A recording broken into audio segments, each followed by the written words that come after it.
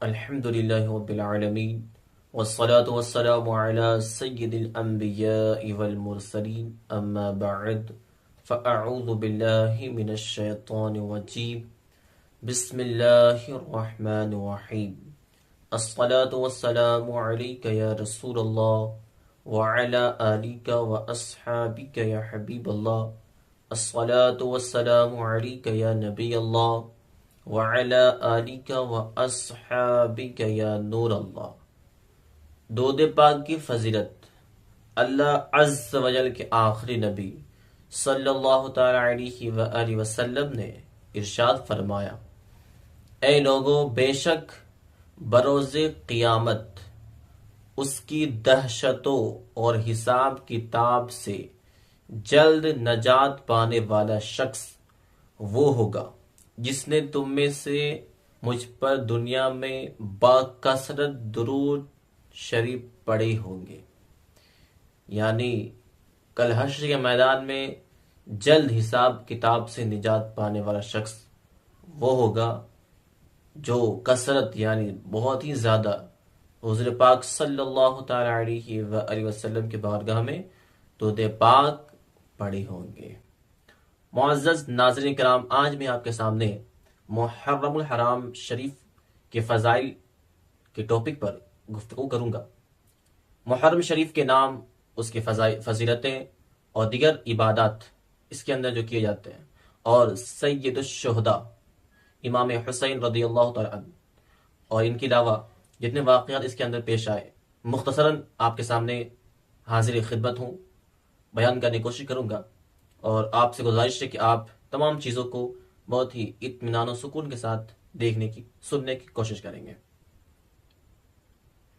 عاشورہ یعنی 10 محرم الحرام شریف کے روز ملک رے، ایک جگہ ہے ملک رے میں قاضی کے پاس ایک فقیر آ کر عرض گزار ہوا، میں ایک بہت غریب اور عیالدار آدمی ہوں، آپ کو یوم عاشورہ کا واسطہ میرے لیے 10 کلو آٹا، 5 کلو گوشت اور 2 درہم کا انتظام فرما دیجیے۔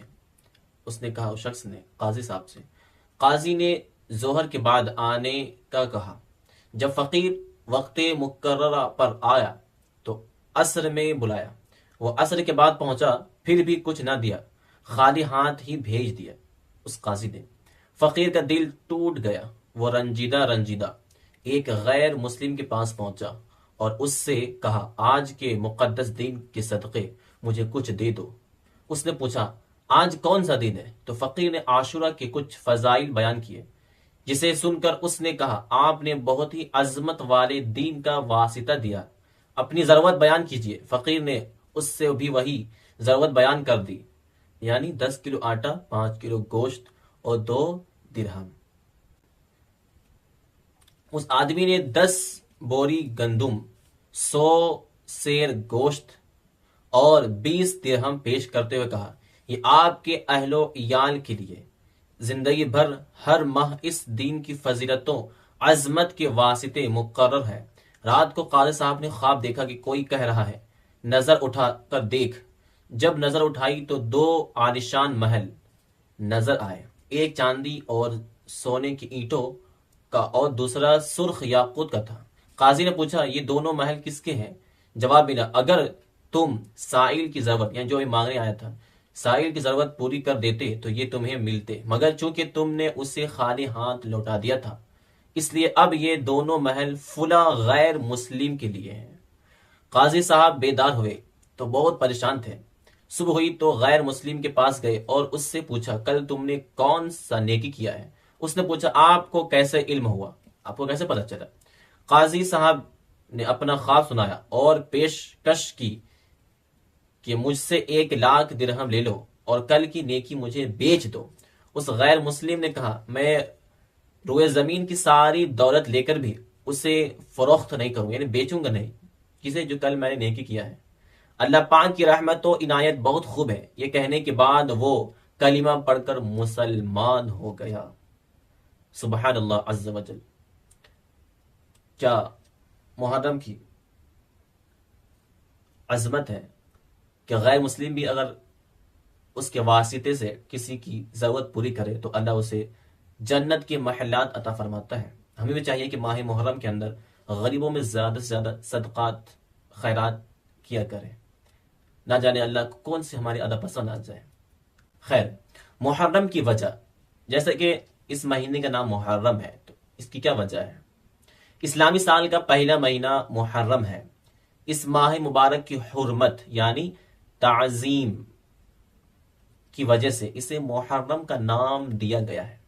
اللہ پاک نے اسلامی سال کا آغاز محرم الحرام کے بابرکت مہینے سے فرمایا اور ہمیں اس میں اجر و ثواب اور خیر و برکت کے کثیر مواقع عطا فرمائے۔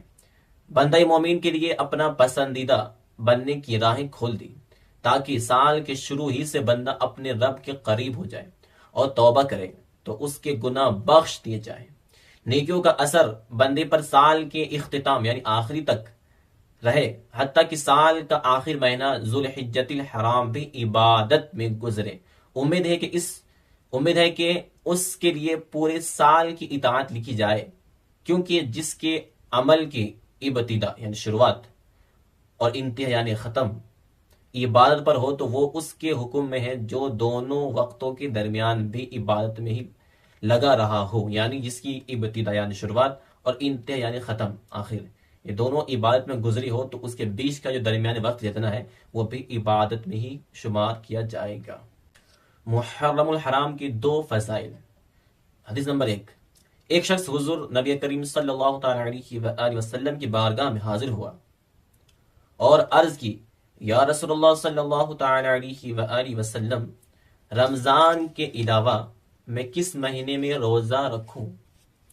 کس مہینے میں روزے رکھوں؟ تو ارشاد فرمایا میرے آقا نے، اگر تم نے رمضان کے بعد کسی مہینے کے روزے رکھنے ہو تو محرم کے روزے رکھو، کہ یہ اللہ پاک کا مہینہ ہے۔ اس مہینے میں ایک دن ہے جس میں اللہ پاک نے ایک قوم کی توبہ قبول فرمائی اور دوسروں کی توبہ بھی قبول فرمائے گا۔ حدیث نمبر 2، نبی کریم صلی اللہ تعالی علیہ وآلہ وسلم نے ارشاد فرمایا، ماہ رمضان کے بعد سب سے افضل روزے اللہ پاک کے مہینے محرم کے روزے ہیں، اور فرض نماز کے بعد سب سے افضل نماز رات کی نماز ہے۔ محرم کے پہلے عشرے کی عظمت۔ حضرت سیدنا ابو عثمان نہدی رحمۃ اللہ علیہ فرماتے ہیں، صحابہ کرام 3 عشروں یعنی 10 دن کو عشرہ کہا جاتا ہے، 3 عشروں کی تعظیم کیا کرتے تھے۔ کیا کیا؟ نمبر 1 رمضان المبارک کا آخر عشرہ، نمبر 2 ذوالحجۃ الحرام کا پہلا عشرہ، اور نمبر 3 محرم الحرام کا پہلا عشرہ۔ یہ تمام عشرے جو ہے اس کی تعظیم صحابہ کرام کیا کرتے تھے۔ یوم عاشورہ، اس مبارک ماہ میں 10 محرم الحرام کو خصوصی اہمیت حاصل ہے، اسے یوم عاشورہ کے نام سے جانا جاتا ہے۔ 10 محرم الحرام کو عاشورہ کہنے کی ایک وجہ یہ بھی ہے کہ اس دن اللہ پاک نے 10 انبیاء کرام کو اعزاز و اکرام سے نوازا ہے۔ یوم عاشورہ کی مبارک نسبتیں کیا کیا ہے؟ یوم عاشورہ کے انبیاء کرام علیہ السلام سے خصوصی نسبت ہے۔ کسے؟ یوم عاشورہ کو کیا کیا ہے؟ نمبر 1 یوم عاشورہ کو حضرت سیدنا موسیٰ کلیم اللہ علیہ السلام کی مدد کی گئی اور فرعون اور اس کے پیروکار اس میں ہلاک ہوئے۔ پیروکار یعنی فالوورز، ان کو فالو کرنے والے فرعون کو۔ نمبر 2 نسبت، حضرت سیدنا نوح نجی اللہ علیہ السلام کی کشتی جودی پہاڑ پر ٹھہری اسی دن۔ نمبر 3 حضرت سیدنا یونس علیہ السلام کو مچھلی کے پیٹ سے نجات ملی۔ کس دن؟ یوم عاشورہ کے دن۔ حضرت سیدنا آدم صفی اللہ علیہ السلام کی قبولیت توبہ کا دن ہے یوم عاشورہ۔ نمبر 5 حضرت سیدنا یوسف علیہ السلام کنویں سے نکالے گئے اسی دن یوم عاشورہ کے دن، یعنی 10 محرم کو۔ نمبر 6 اسی دن حضرت سیدنا عیسیٰ روح اللہ علیہ السلام کی ولادت یعنی پیدائش ہوئی، اور اسی دن آپ علیہ السلام کو آسمان پر اٹھایا گیا یوم عاشورہ کے دن۔ عاشورہ کے دن ہی حضرت سیدنا داؤد علیہ السلام کی توبہ قبول ہوئی۔ نمبر 8 حضرت سیدنا ابراہیم خلیل اللہ علیہ السلام کی اسی دن ولادت ہوئی یعنی پیدائش ہوئی یوم عاشورہ کے دن۔ اور نمبر 9 حضرت سیدنا یعقوب علیہ السلام کی بینائی کی کمزوری اسی دن دور ہوئی. بنائی یعنی دیکھنے کی جو طاقت ہوتی ہے، کمزوری ہے، اسی دن آپ کی کمزوری جو دور ہوئی. نمبر 10، حضرت سیدنا ادریس علیہ السلام کو آسمان پر اٹھایا گیا. کس دن؟ یوم عاشورہ کے دن. نمبر 11، اسی روز اللہ پاک نے حضرت سیدنا ایوب علیہ السلام کی آزمائش دور فرمائی. نمبر 12، یوم عاشورہ کو ہی حضرت سیدنا سلیمان علیہ السلام کو بادشاہت عطا ہوئی. یہ اتنی نسبت یوم عاشورہ کو حاصل ہے، اتنے انبیاء کرام کے. عید کا دن، یہ دن بنی اسرائیل کی عید کا دن تھا. کس کے لیے؟ بنی اسرائیل کے لیے. روایت ہے کہ حضرت سیدنا موسیٰ کلیم اللہ علیہ السلام عاشورہ کے دن کتان کے کپڑے پہنتے اور اسمد سرما لگایا کرتے تھے. عہد رسالت اور یوم عاشورہ. زمانہ جاہلیت میں قریش یوم عاشورہ کا روزہ رکھتے اور نبی کریم صلی اللہ تعالی علیہ وآلہ وسلم بھی اس دن کا روزہ رکھتے تھے، اور اسی دن کعبۃ اللہ شریف کا غلاف تبدیل کیا جاتا. خیبر اور مدینہ منورہ میں یہودیوں کی بہت بڑی تعداد آباد تھی، چونکہ ان کا تعلق بنی اسرائیل سے تھا، اور بنی اسرائیل نے یوم عاشورہ ہی کو فرعون سے نجات پائی تھی، لہٰذا اس دن کو بطور عید منایا کرتے اور روزہ رکھا کرتے تھے. جب نبی اکرم صلی اللہ تعالی علیہ وآلہ وسلم مدینہ پاک تشریف لائے تو آپ نے دیکھا کہ یہودی بھی عاشورہ کے دن روزہ رکھتے ہیں. آپ صلی اللہ تعالی علیہ وآلہ وسلم نے پوچھا، آج کے دن روزہ کیوں رکھتے ہو؟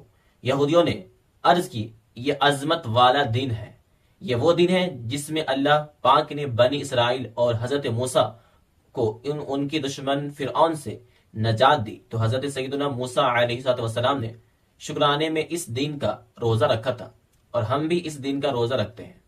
رسول اکرم صلی اللہ تعالی علیہ وآلہ وسلم نے ارشاد فرمایا، ہم موسیٰ علیہ السلام کے تم سے زیادہ حقدار ہیں. چنانچہ آپ صلی اللہ تعالی علیہ وآلہ وسلم نے اس دن کا روزہ رکھا اور لوگوں کو روزہ رکھنے کا حکم ارشاد فرمایا کہ اے لوگوں تم بھی یوم عاشورہ کا روزہ رکھو. یوم عاشورہ کا روزہ فرض تھا. شروع میں عاشورہ کا روزہ مسلمانوں پر فرض تھا، پھر روزہ رمضان سے اس کی فرضیت منسوخ ہو گئی تھی، یعنی ختم کر دی گئی. رمضان سے پہلے یوم عاشورہ کا روزہ مسلمانوں پر فرض تھا. اب عاشورہ کا روزہ رکھنا فرض نہیں، مگر اس دن کا روزہ رکھنے والے کے لیے بڑا ثواب ہے. دو فرمان مصطفیٰ صلی اللہ تعالی علیہ وآلہ وسلم سماعت فرمائے. نمبر 1، مجھے اللہ پاک پر گمان ہے کہ عاشورہ کا روزہ 1 سال پہلے کے گناہ مٹا دیتا ہے. فرمان نمبر 2، عاشورہ کا روزہ 1 سال کے روزے کے برابر ہے. انہیں کے تاجدار صلی اللہ تعالی علیہ وآلہ وسلم نے ارشاد فرمایا، عاشورہ کے دن کا روزہ رکھو اور اس میں یہودیوں کی مخالفت کرو. عاشورہ کے دن سے پہلے یا بعد میں 1 دن کا روزہ رکھو. یعنی یہودی بھی سیم دن روزہ رکھتے ہیں، لہٰذا اس کی مخالفت کرنے کے لیے 1 دن کا اضافہ کیا جائے، یعنی 1 دن پہلے رکھا جائے اور 1 دن بعد، یعنی 9 10 یا 10 11 رکھا جائے. صحابی ابن صحابی حضرت سیدنا عبداللہ بن عباس رضی اللہ تعالی عنہما فرماتے ہیں، میں نے نبی کریم صلی اللہ تعالی علیہ وآلہ وسلم کو کسی دن کے روزے کو اور دین پر فضیلت دے کر جستجو فرماتے نہ دیکھا، مگر یہ کہ عاشورہ کا دن اور یہ کہ رمضان کا مہینہ، یہ 2 چیزوں کو حضور نے بہت زیادہ بیان کیا. عاشورہ کا روزہ مغفرت کا سبب بنا. ایک عالم صاحب کو خواب میں دیکھا گیا. دیکھنے والے نے حال پوچھا، فرمایا 60 سال تک عاشورہ کا روزہ رکھنے کی برکت سے میری مغفرت ہو گئی. ایک روایت میں یہ ہے کہ عاشورہ اور 1 دن پہلے اور بعد کا روزہ رکھنے کی برکت سے اسے بخش دیا گیا. یوم عاشورہ کا احترام جانور بھی کرتے ہیں، صرف انسانی نہیں. پیارے اسلامی بھائیوں، عاشورہ ایسا مبارک دن ہے کہ انسان تو انسان، چرندے پرند، حتیٰ کہ وحشی جانور بھی اس کا احترام کرتے ہیں. وحشی جانور یعنی جنگلی جانور، جو ہے شیر، جو درندے جانور، وہ بھی اس دن کا احترام کرتے ہیں اور اس دن کی تعظیم کرتے ہوئے روزہ بھی رکھتے ہیں جانور بھی. بزرگان دین رحمۃ اللہ تعالی علیہم کے چند آنکھوں دیکھے واقعات، تجربات اور ارشادات سنے. نمبر 1، عظیم تابعی بزرگ حضرت سیدنا قیس بن عباد رحمۃ اللہ تعالی علیہ فرماتے ہیں، مجھے یہ بات پہنچی کہ وحشی جانور 10 محرم کا روزہ رکھتے تھے۔ نمبر 2، حضرت سیدنا فتح بن شخرف رحمۃ اللہ علیہ فرماتے ہیں میں روزانہ چونٹیوں کے لیے روٹی توڑ کر ڈالتا تھا، جب 10 محرم کا دن آتا تو چونٹیاں اسے نہ کھاتی۔ نمبر 3، حضرت ابو الحسن علی بن عمر کوزوینی رحمۃ اللہ تعالی علیہ فرماتے ہیں 10 محرم کو چونٹیاں بھی روزہ رکھتی ہیں۔ نمبر 4، عباسی خلیفہ القادر باللہ کے ساتھ بھی یہی معاملہ پیش آیا تو اسے بہت حیرت ہوئی۔ اس نے حضرت سیدنا ابو الحسن قزوینی رحمۃ اللہ تعالی علیہ سے اس بارے میں پوچھا تو انہوں نے فرمایا 10 محرم کے دن چونٹیاں روزہ رکھتی ہیں۔ نمبر 5، حضرت علامہ ابن ناصر الدین دمشقی رحمۃ اللہ تعالی علیہ لکھتے ہیں کہ 10 محرم حرام کو ایک شخص گاؤں آیا، لوگ اس وقت جانور ذبح کر رہے تھے۔ اس نے وجہ پوچھی تو گاؤں والوں نے بتایا آج وحشی جانور روزے سے ہمارے ساتھ چلو ہم تمہیں دکھاتے ہیں۔ انہوں نے اس آدمی کو ایک باغ میں لے جا کر کھڑا کر دیا۔ اس کے بعد عصر کے بعد ہر طرف سے وحشی جانور آئے لگے اور باغ کو گھیر لیا۔ ان کے سر آسمان کی طرف اٹھے ہوئے تھے، کسی ایک نے بھی اس گوشت میں سے کچھ نہیں کھایا۔ جو ہی صبح ہو وحشی جانور گوشت پر ٹوٹ پڑے اور جلدی سے سب کچھ کھا گئے، یعنی دوسرے کے ہاتھ میں جیسے آفتاب تمام اس کو کھانا شروع کر دیا۔ چاند کی پہلی رات کی دعا، دوسری کی تو ہر ماہ چاند کی پہلی رات کی دعا پڑھ لیجیے، کیونکہ جب حضور صلی اللہ علیہ وسلم چاند دیکھتے تو یہ دعا پڑھتے ہیں۔ وہ کون سی دعا ہے؟ اللہم اہل لہو علیہ بالجمع والایمان والسلامت والاسلام ربی رب نیسان رمضان کی دعا۔ حضرت سیدنا عبداللہ بن حسین رضی اللہ عنہ فرماتے ہیں نیسان یا مہینے کی قیمت ہے، سامنے دعا ایک دوسرے کو یہ دعا سکھاتے تھے۔ کون سی دعا؟ اللہم اغفر بالامن والایمان بالسلامت والاسلام والغرام بالرحمن وجمعیت بالشیطان۔ ایمان تکلیفوں اور آفتوں سے حفاظت۔ حضرت صاحب رضی اللہ جواب آبادی فرماتے ہیں جو کوئی بار بیٹھ کر یہ دعا پڑھے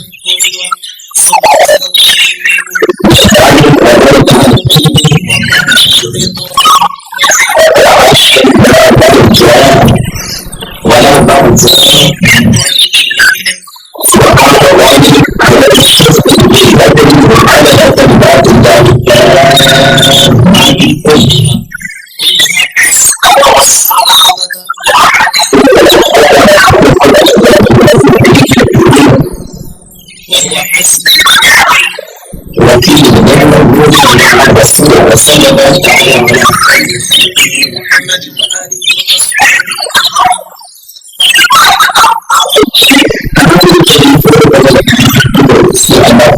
حفاظت میں ہوتا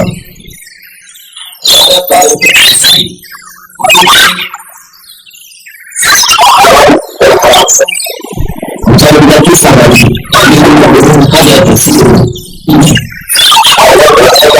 کی شہادت یعنی وفات اس نے